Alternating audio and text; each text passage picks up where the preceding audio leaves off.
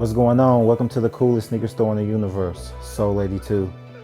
I just want to do a quick little video as far as like a lot of things that have happened in the sneaker culture and what my store is doing to kind of survive some of the things that are going on.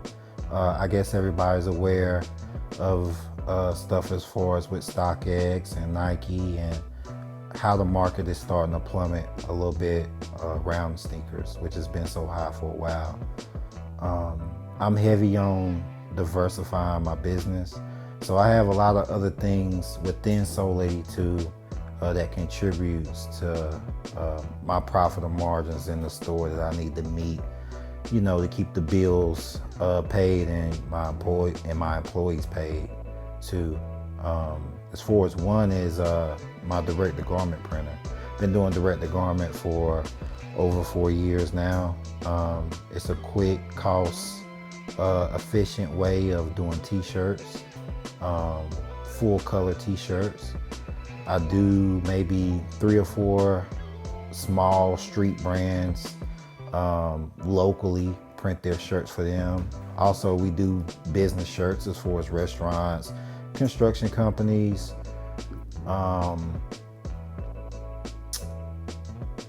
and other small businesses. Yeah, so with direct-to-garment, it gives businesses the opportunity to not only get their full design of what they're looking for, but at a lower price than what usually screen print is. Screen print usually takes around 2 or 3 people, depending on how many screens you have to create the process, or you could just use one person. But you're usually paying for a person to drag the paint over the actual screen to make the t-shirt. I use a robot that does all the printing for me, so it's a lot quicker and efficient way to get things done. Also, I do grills. Grills is something kind of new for me. I've been doing maybe for 1.5 years now. It's been very lucrative. I also like to draw, so the thing about grills is I like to be able to create artwork for people for jewelry that goes in their mouth. Here lately, business has been picking up with the grills, just due to word of mouth and me being the only person in my area that does it.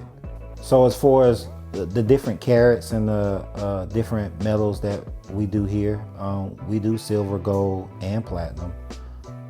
Silver is probably the less costly. You have 10 karat, 14 karat, 18 karat, 22 karat, and then you have 24 karat. 10 karat is more of a harder version of the gold. The higher you go up, the softer the gold gets and the more yellow the gold color becomes. A lot of my customers tend to like the 10 karat gold because it's price friendly, it's really durable, it's a nice hard solid gold, and it lasts for a long time. 14 is probably one of the best to do teeth jewelry or mouth jewelry with because it is very durable. It is easier to clean and the maintenance is 0 to none, just because of the carat of the gold. When you get up into 18 and 22, the gold's a little softer. You may see scratches here and there just from how soft the gold actually is. The purity of the gold. The higher the gold,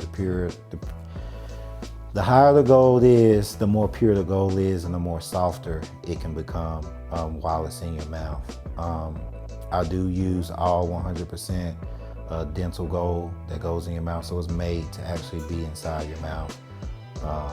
So you won't get any gingivitis or any gum diseases or anything like that.